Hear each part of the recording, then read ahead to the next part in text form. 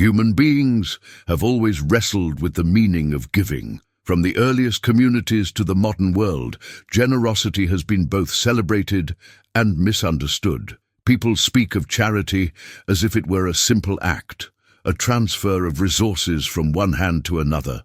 Yet beneath this seemingly straightforward gesture lies one of the deepest psychological and spiritual dilemmas of the human condition. Why do we give? What does giving reveal about us? And how does it shape the soul? For many, giving is tied to emotion. The sight of suffering awakens compassion. A story of need stirs empathy. A moment of guilt pushes the hand into the pocket. But emotion alone is fragile. It rises and falls with the tides of circumstance. A person may be moved to generosity one day and indifferent the next. And so the question emerges, is generosity merely a reflex of feeling, or is it a discipline of the mind? Can giving be elevated into a conscious, principled act that strengthens not only the recipient but also the giver? Others give for recognition. Their gifts are not offerings of the heart, but investments in reputation. They want their names printed, their image polished, their status confirmed. They treat generosity as a currency of influence. But this too reveals a dilemma. When giving becomes a transaction of ego, does it still shape the inner life in a noble direction? Or does it lead one deeper into the labyrinth of self-concern? Still others fear giving. They feel scarcity pressing upon them. They are haunted by the idea that what they release will never return. They live in a world governed by loss, not abundance. The thought of giving awakens anxiety rather than compassion. This fear is not only economic, it is existential. It is the fear that life is a closed system, that resources are fixed, that fortune is fragile and easily threatened. Here emerges yet another dilemma. How can one cultivate generosity in a world that often feels uncertain, unstable, and unpredictable? And then there is the dilemma of effectiveness. In a world where need is vast and complex, how does one give in a way that truly helps rather than harms? How does one avoid creating dependence, resentment, or distortion of dignity? How does one offer aid without weakening the very person one hopes to strengthen? These dilemmas are not new. Humanity has carried them for centuries. They speak to our struggle with abundance and scarcity, pride and humility, emotion and reason. Yet few thinkers in history provided a clearer, more structured, and more profound response to the psychology of giving than Moses Maimonides. Maimonides lived in a world not so different from ours. He saw people who gave impulsively and people who gave strategically. He saw those driven by ego and those driven by empathy. He saw wealth in the hands of a few, poverty in the lives of many, and profound confusion about moral responsibility. And in the midst of these tensions, he articulated one of the most sophisticated ethical frameworks ever formulated: the 8 levels of giving. These levels are not merely a ranking of generosity, they are a map of the human spirit. They trace the evolution of the giver from the most basic instinctive form of charity to the highest expression of ethical and spiritual maturity. Each level reveals not only what one gives, but who one becomes through giving. What makes Maimonides' approach extraordinary is that he does not glorify the act itself as much as he illuminates the intention, the structure, and the soul behind it. For him, the highest form of giving is not measured by the amount donated, but by the transformation it cultivates. The purest generosity is silent, dignifying, and empowering. It resembles not a gift, but a restoration, an act that helps another person stand on their own, reclaim their independence, and rediscover their place in the world. This perspective challenges modern assumptions. In an age where giving is often displayed publicly, where philanthropy is branded, where charity has become an industry, Maimonides invites us to return to the inner architecture of the act. He calls us to examine the motivations that pulse beneath the surface and to question whether our generosity flows from abundance of spirit or from a desire to be seen. The human dilemma of giving is not about money alone. It is about identity. It is about the way we perceive our connection to others. It is about the inner calculus we perform when deciding whether to extend our hand or withdraw it. To withhold giving is in some sense to affirm separation. To give is to affirm unity. But even in unity we struggle. How much to give, how often, to whom, and in what manner? And most importantly, who do we become through the act? Maimonides believed that giving is not simply a moral duty, but a path of self-formation. It reveals the subtle tensions between rationality and emotion, self-preservation and compassion, humility and pride. He saw giving as a spiritual mirror. It reflects our fears, our desires, our aspirations, our ethical maturity. The way we give exposes the architecture of our inner world. In the psychology of abundance, the core principle is that giving is not measured by the loss of the giver, but by the increase of life in the world. This is why Maimonides places such emphasis on empowerment. A gift that strengthens the dignity of the recipient elevates both parties. A gift that weakens or humiliates diminishes both. Generosity is therefore not sentimental. It is strategic. It is not merely kind. It is wise. And wisdom requires structure. The 8 levels of giving are not 8 random categories. They are a ladder of consciousness. At the bottom, giving is motivated by impulse, pressure, or ego. At the top, giving arises from an inner abundance so profound that the giver desires no recognition, no reward, no emotional gratification. The highest giver hides their identity, preserves the dignity of the receiver, and restores autonomy rather than dependence. This is the psychology of spiritual wealth, the capacity to give without diminishing oneself. The modern world often celebrates wealth but rarely contemplates its purpose. Maimonides reverses the lens. He does not ask how much you possess, but how wisely you use what you possess. He does not ask whether your generosity is large, but whether it is transformative. For him, the human dilemma is not about the distribution of resources, but the elevation of character. Giving, when understood through the Maimonidean lens, becomes a path toward abundance in the deepest sense, abundance of integrity, abundance of compassion, abundance of wisdom. And it is through this understanding that we begin to see the 8 levels not as steps of obligation, but as stages of inner awakening. To understand the 8 levels of giving, one must enter the intellectual and spiritual world of Moses Maimonides. He was not merely a legal scholar, nor merely a philosopher.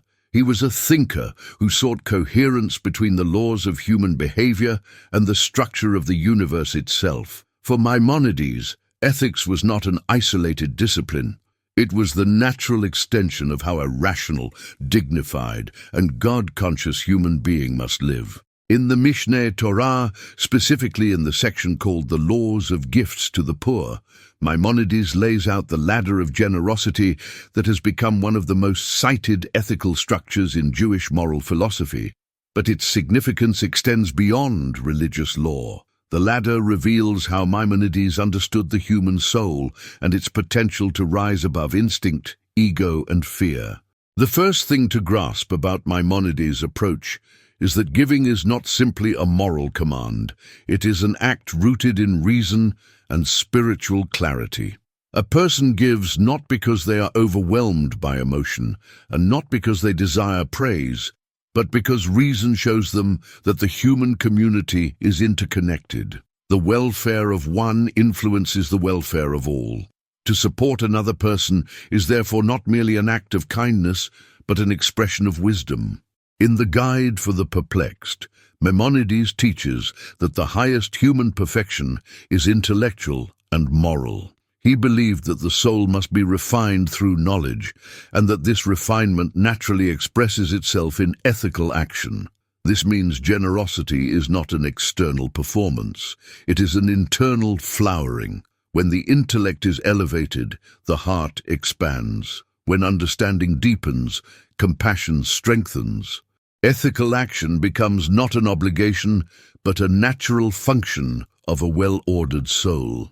This helps explain why Maimonides arranged the 8 levels from the lowest to the highest, not according to the amount given, but according to the inner disposition of the giver.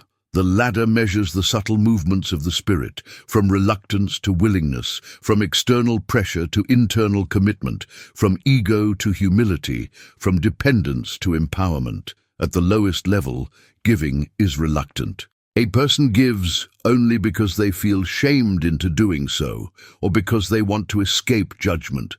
Their hand acts while their heart resists. This is the lowest form because it lacks intention, dignity, and self-awareness. Yet even here, Maimonides notes that the act still matters. Better to give under pressure than not to give at all. Even reluctant generosity plants a seed. As we ascend the ladder, we encounter forms of giving that are voluntary but flawed by ego. The giver wants recognition or praise.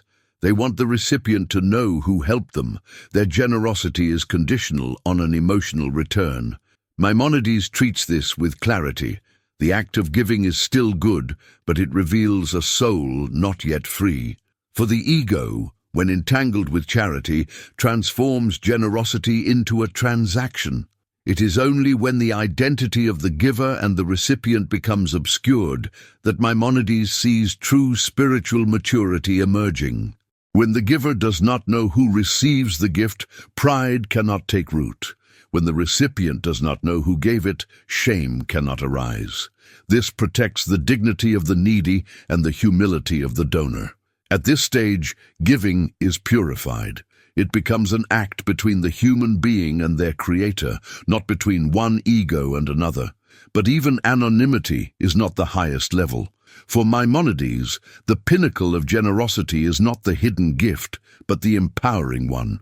The highest level is helping someone become self-sufficient. A person who gives a loan, a partnership, employment, or education is not merely relieving immediate need. They are restoring independence. They are preventing future poverty. They are recognizing the inherent dignity of the recipient and strengthening it. This principle lies at the heart of Maimonides' ethics. The purpose of charity is not only to relieve suffering, but to elevate the human being. When you feed someone, they survive for a day. When you teach them a skill, provide work, or help them establish a foundation, they reclaim their freedom. This echoes a larger theme in Maimonides' teachings. Human flourishing comes from knowledge, reason, and the capacity to act with independence and integrity. The 8 chapters, his introduction to Ethics of the Fathers, offers insight into why this highest level matters. Maimonides describes moral development as a process of habituation and rational understanding. A person becomes virtuous not through isolated acts, but through repeated behaviors guided by wisdom. Likewise, society becomes elevated not through occasional charity, but through systems of empowerment. To create independence is to strengthen the fabric of the entire community. Thus, the psychology of abundance, as Maimonides understood it, is the recognition that giving does not diminish the giver. On the contrary, it expands their soul. It aligns them with the divine order, which is characterized by generosity and renewal. In his medical writings, Maimonides frequently describes health as balance, neither excess nor deficiency, but harmony. In ethics, the same principle applies. The healthy soul gives with reason, compassion, and humility. Giving is therefore a sign of spiritual health. This brings us to an essential point. For Maimonides, the internal state of the giver matters as much as the external act. He was aware that charity can distort dignity if done poorly. A gift that humiliates creates emotional harm. A gift given with condescension corrupts the soul of the giver. A gift that fosters dependence weakens the recipient. Thus, the laws of giving are not arbitrary. They are carefully designed to protect the dignity and psychological well-being of both parties. Maimonides saw giving not only as an economic act, but as a philosophical and spiritual discipline. It shapes character. It trains the mind in generosity, the heart in compassion, and the spirit in humility. It cultivates the understanding that abundance is not the possession of wealth, but the ability to use wealth wisely. Even the order of the ladder reveals deeper metaphysics. The lower levels concern appearances, emotions, and the social pressures of the external world. The higher levels elevate the giver beyond society's gaze, beyond ego, beyond the need for reciprocation. The act becomes pure. It becomes aligned with the divine qualities that Maimonides describes in The Guide for the Perplexed: mercy, wisdom, and beneficence. To ascend the ladder is therefore to transform oneself. It is to climb from instinct to intention, from emotion to reason, from self-interest to genuine care. It is to understand abundance not as the accumulation of resources, but as the cultivation of a soul capable of giving freely. In this structure, we see the brilliance of Maimonides. He takes a simple act and reveals its philosophical depth. He shows that the psychology of giving is ultimately the psychology of becoming. To understand the deeper spiritual meaning of the 8 levels of giving, one must look beyond the ethical structure itself and contemplate the spiritual vision that Maimonides believed animated the universe. For him, the highest truths were not found in emotion or intuition alone, nor in cold rationality, but in the harmony between them. The soul ascends when thought is purified and the heart is disciplined. Giving, in this sense, becomes a spiritual practice, a way to align the inner life with the divine order. In The Guide for the Perplexed, Maimonides teaches that God's perfection cannot be described in human terms. We know the Creator not through his essence, but through his actions, the ways in which he sustains, renews, and gives life to the world. This divine giving is constant, silent, and unceasing. It asks for nothing, demands nothing, announces nothing. It simply flows. From this, Maimonides draws a profound spiritual principle. When human beings give without seeking attention, reward, or recognition, they mirror the divine. This insight becomes the foundation of the spiritual synthesis. The 8 levels of giving are not merely steps of moral improvement. They are stages of spiritual resemblance. At the lower levels, giving is tied to human frailty, fear, ego, and emotional volatility. At the higher levels, giving becomes an imitation of the divine. The giver acts without self-interest, without the desire to be honored, without attachment to outcomes. The act becomes pure, luminous, and inwardly transformative. Maimonides believed that all true spiritual growth involves a movement from the external to the internal. It moves from action to intention, from behavior to understanding, from imitation to inner transformation. The same pattern appears in his views on prayer, study, and moral refinement. The spiritual path begins with discipline, but culminates in love. A deep, rational, stable love of God, grounded in comprehension. Giving follows this trajectory. One begins by responding to need. One ends by transforming the self. The spiritual synthesis behind the 8 levels teaches that abundance is not primarily economic. It is existential. A person who gives from fear reveals a spirit bound by scarcity. A person who gives from pride reveals a spirit bound by longing for validation.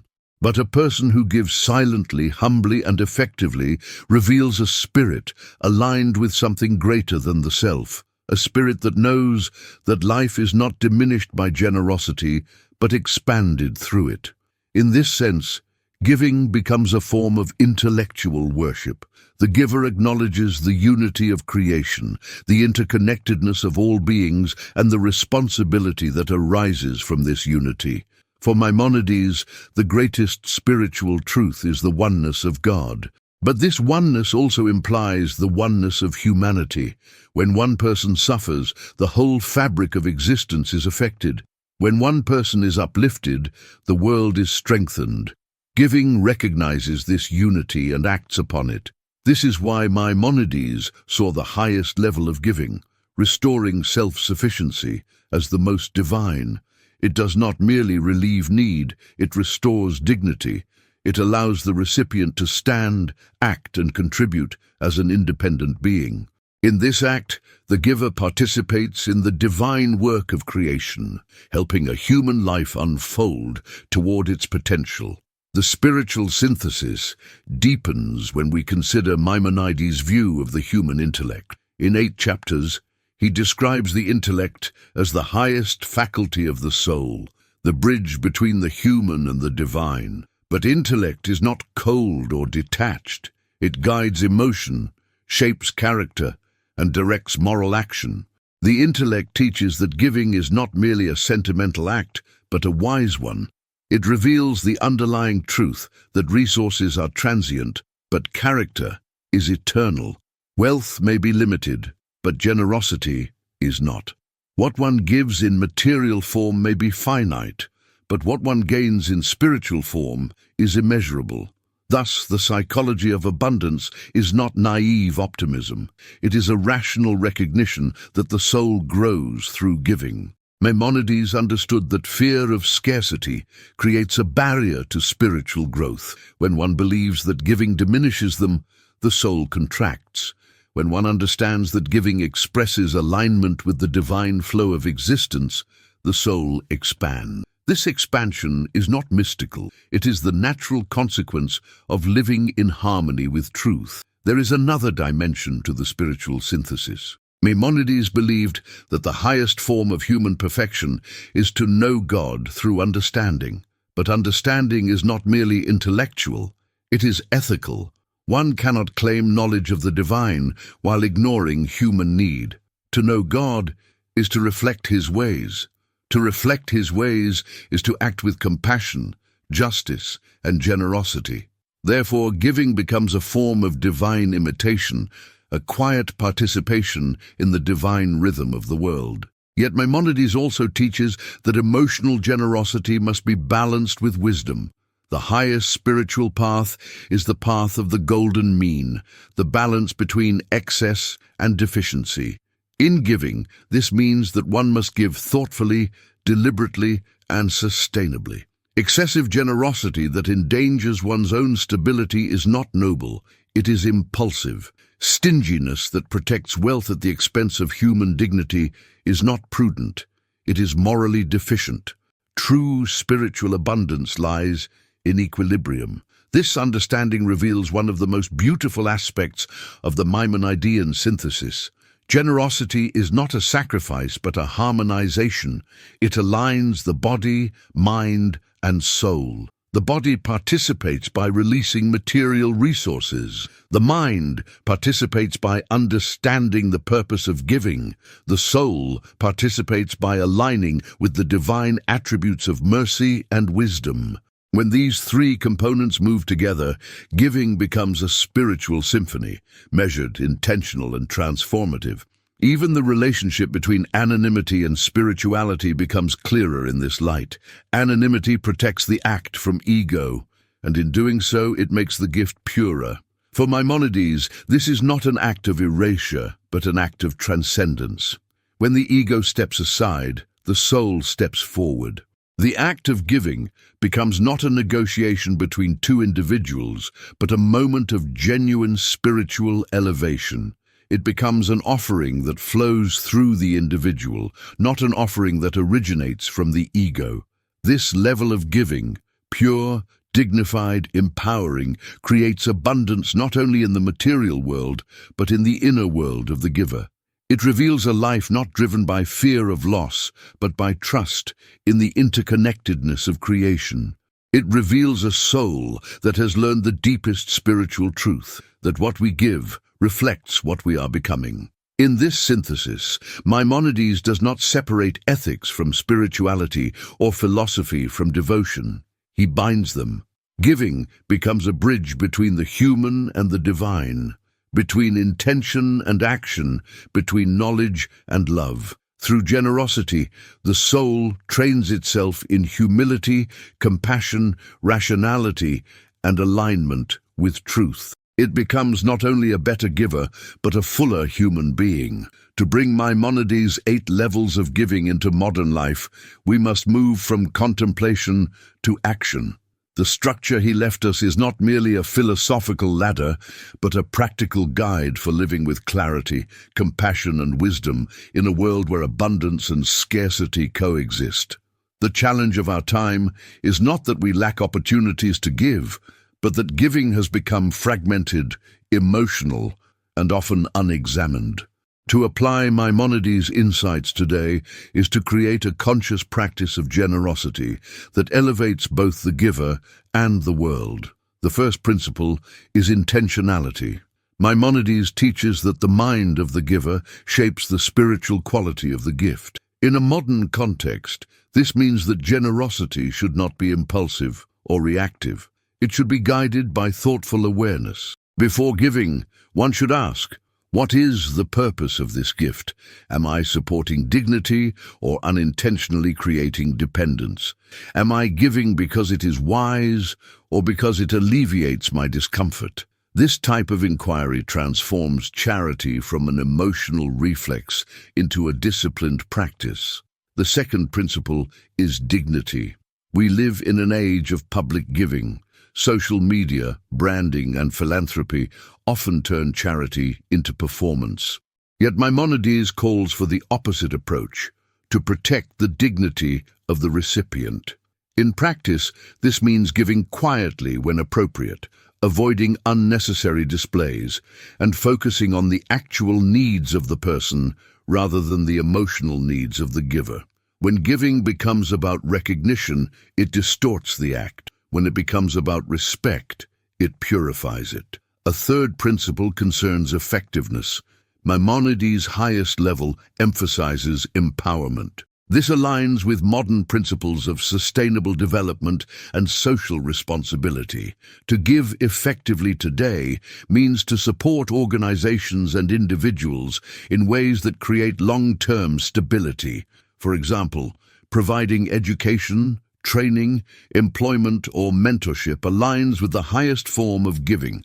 It restores independence and uplifts the human spirit. Charity that merely addresses immediate need is important, but charity that helps someone build a secure future is transformative. At the same time, Maimonides does not dismiss lower levels of giving. He recognizes that immediate need demands immediate action. Not every situation requires long-term intervention. Some people need relief, shelter, food, or medicine. These are not optional, they are foundational. The ladder does not teach us to abandon lower levels, but to recognize their place and aim to ascend when possible. In the modern world, where crises arise suddenly and often, this nuanced understanding is vital. Compassion must be both practical and wise. A fourth principle arises from Maimonides' emphasis on balance. Giving should not compromise one's own stability.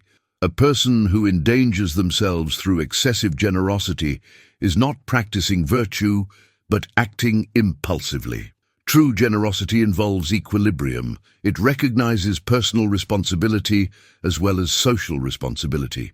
This principle guides modern financial giving, encouraging individuals to give sustainably rather than dramatically, consistently rather than sporadically. Giving becomes part of a well-ordered life rather than an emotional outburst. Another practical dimension is the cultivation of a generous character. Maimonides believed that virtue develops through repeated actions. Just as physical strength grows through exercise, moral strength grows through practice. This means that giving should be habitual. Even small acts, performed regularly and thoughtfully, cultivate an internal disposition of generosity. The habit of giving expands the mind, softens the heart, and deepens the soul. Over time, it trains a person to see opportunities for kindness that they once overlooked. In daily life, this might mean setting aside a regular portion of income for giving, engaging in volunteer work, or offering mentorship. It may include supporting friends and family through guidance and encouragement. Generosity is not limited to money. It includes time, attention, knowledge, patience, and presence. A generous character seeks not only to give resources, but to give oneself. This aligns with Maimonides' belief that virtue is integral to the structure of the soul. Modern technology also offers new avenues for applying Maimonides' teachings. Online platforms allow people to give anonymously with precision and discretion. Crowdfunding can directly support individuals in ways that resemble the intermediate levels of giving, where the giver may know the recipient, but the act is done discreetly and without fanfare. Microfinance initiatives echo the highest level, offering small loans that allow individuals to start businesses and become self-sufficient.